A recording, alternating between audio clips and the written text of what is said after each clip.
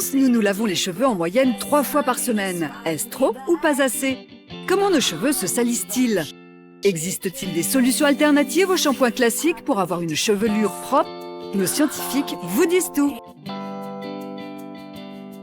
Nous avons environ 120 000 cheveux sur notre tête. Et depuis que nous sommes petits, nous avons pris l'habitude de nous les laver avec du shampoing. Mais que se passe-t-il quand on ne se lave pas les cheveux? Quand je me lave pas, oui, je me sens pas bien. Je me sens pas très propre. Et ça me met mal à l'aise. Et ça colle, ça va bien. Les cheveux, c'est comme la peau, ça se salit. Mais c'est quoi un cheveu sale? Un cheveu sale, c'est un cheveu qui est engainé par de la séborrhée. La séborrhée, c'est une accumulation de gras qui provient des glandes sébacées, des petites usines présentes sous chacun de nos cheveux. Leur rôle, produire de façon continue du sébum, une substance indispensable à notre corps. Le sébum, ça sert à protéger le cheveu, ça sert comme sur la peau, ça met une gaine de protection tout le long de la tige pilaire. Le sébum, c'est tout simplement du gras. S'il protège nos cheveux des agressions extérieures comme la chaleur ou la pollution, il a aussi un inconvénient. Ce gras va attraper tout ce qui traîne dans l'air, à savoir les poussières, les pollens, les plumes, les goudrons, tout ce qu'on veut. C'est le gras qui fait que ça va tenir. Pour mieux comprendre comment ce gras salit nos cheveux, Beryl, notre journaliste, qui a l'habitude de se laver les cheveux tous les jours, s'est abstenue de le faire pendant 4 jours. Voyons ce que ça donne. C'est pas génial puisqu'on a des cheveux qui collent les uns aux autres, qui font des paquets. Au microscope, on voit bien que les cheveux, mais aussi le cuir chevelu sont luisants car enrobés de sébum. Et ce n'est pas le seul inconvénient. Beryl commence à avoir des démangeaisons. Pourquoi?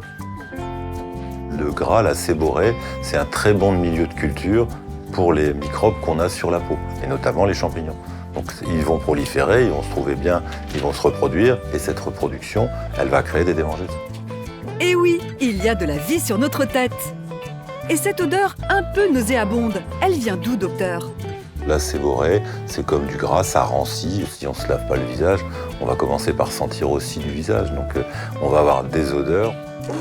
Les cheveux sales, c'est donc comme une plaquette de beurre pas très fraîche. Pour maintenir le juste équilibre de sébum, il faut donc se laver les cheveux. Mais pourquoi faut-il un shampoing et pas juste de l'eau? Réponse à l'ESPCI ParisTech. Paul, médiateur scientifique, aidé de Mélissa 12 ans et de Maëlys 10 ans, va réaliser une expérience. Dans ce récipient, on met de l'eau colorée en bleu. Elle représente l'eau de notre douche. Et cette huile symbolise le gras de nos cheveux. Et c'est parti. Et maintenant, On touille. on touille. Et il ne se passe pas grand-chose. Qu'est-ce qui est jaune en haut? L'huile, Qu'est-ce qui est bleu en bas? l'eau bleue. L'eau et l'huile ne se mélangent pas. Voilà pourquoi il est impossible de nettoyer ses cheveux sales juste avec de l'eau. Qu'est-ce qu'on pourrait bien rajouter? Ça, effectivement, il reste un troisième truc sur la table. C'est quoi ça? C'est du shampoing. Du shampoing comme à la maison, que nos apprentis chimistes rajoutent à l'eau et à l'huile. Et maintenant, si t'arrêtes de touiller, est-ce que ça se resépare comme tout à l'heure? Non. Il y a effectivement quelque chose dans le shampoing qui permet à l'eau et à l'huile de mieux se mélanger que tout à l'heure. Et cet ingrédient magique, c'est le tensioactif. On en trouve aussi dans nos savons ou nos lessives. Un spécialiste nous en dit plus. C'est une petite molécule qui aime le gras, qui aime l'eau. Donc qui va donc d'une main tenir une molécule d'eau, d'une autre main tenir une molécule de gras, et tout ça va partir au rinçage. Voilà comment le shampoing va laver nos cheveux. Au fait, est-ce qu'il doit mousser beaucoup pour bien laver?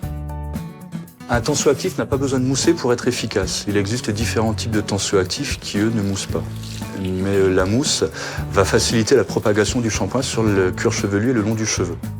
Avec la mousse, le volume augmente, donc le shampoing couvrira plus de surface, ce qui permet au tensioactif de mieux se propager. Donc la mousse améliore l'évacuation du sébum. Reste la question sur laquelle personne n'est d'accord, la fréquence de nos shampoings. Souvenez-vous, les Français se lavent en moyenne les cheveux 3 fois par semaine. Et vous? Je me lave les cheveux 3 fois par semaine. Tous les 2 jours. Tous les jours. Si on se lave les cheveux tous les jours, on risque de trop enlever de sébum et notre corps s'en rend compte et produit de façon anormalement élevée du sébum et donc se dérègle. Nos glandes sébacées considèrent le shampoing quotidien comme une agression. Alors pour défendre notre cuir chevelu et nos cheveux, elles fabriquent encore plus de gras. Si vous souhaitez tout de même vous laver les cheveux tous les jours, utilisez un shampoing ultra doux, donc moins décapant. Constance, elle, a carrément banni le shampoing en flacon de sa salle de bain. Et oui, car il est possible de fabriquer soi-même son propre shampoing. Quand cette blogueuse lilloise se lave les cheveux, elle sort son fouet et un saladier. Là, je mets d'abord de la poudre d'orange qui va permettre d'avoir une bonne odeur. Et à ce mélange, elle rajoute un ingrédient étonnant. Là, je rajoute de la poudre de shikakai, qui est une poudre lavante. Le shikakai, c'est le fruit d'un petit arbuste tout droit venu d'Inde. Il a la particularité de contenir des saponines, des molécules au pouvoir super nettoyant. Et devinez ce que c'est. Les saponines sont des tensioactifs naturels, naturellement présents dans les plantes. Il suffit de broyer la plante pour les obtenir. Souvenez-vous, ces fameux tensioactifs permettent d'éliminer le gras. Ces poudres naturelles vont donc avoir les mêmes propriétés qu'un shampoing. On ajoute un peu d'eau chaude et on obtient une pâte. C'est pas très appétissant, mais ça nettoie bien. On étale la pâte sur les cheveux, on laisse poser 10 minutes, on rince et le tour est joué. Cette méthode vaut-elle les shampoings classiques? Pour Constance, la réponse est oui. Avant ça, je me lavais les cheveux tous les 2 jours. Aujourd'hui, je me lave les cheveux 1 fois par semaine. Je trouve que depuis, mes cheveux sont plus volumineux et plus souples. Ce shampoing maison semble fonctionner à merveille. Qu'en pense notre spécialiste? Ici, on voit à la caméra que le cuir chevelu est parfaitement sain et pas du tout abîmé. Donc, a priori, un super cuir chevelu. Des cheveux qui sont pas gras, des cheveux qui sont beaux, qui sont souples. Ça, c'est un cuir chevelu normal que présentent 95% des individus ont un cuir chevelu comme ça. En matière de lavage, il existe une solution encore plus rapide, les shampoings secs. Comme leur nom l'indique, ils n'ont pas besoin d'eau et en plus, ils ne contiennent pas de tensioactifs. Alors, comment ça marche? Ces poudres absorbantes vont avoir une forme de molécules comme une éponge avec des cavités ou une pierre ponce qui vont absorber complètement le sébum. On applique et en quelques minutes, le gras est capturé par ces molécules. Il ne reste plus qu'à tout éliminer en brossant. Idéal pour dépanner si on est un peu pressé. Shampoing classique ou à base de poudre végétale, à chacun sa méthode. L'essentiel est de ne pas agresser votre cuir chevelu sous peine d'avoir la mèche grasse.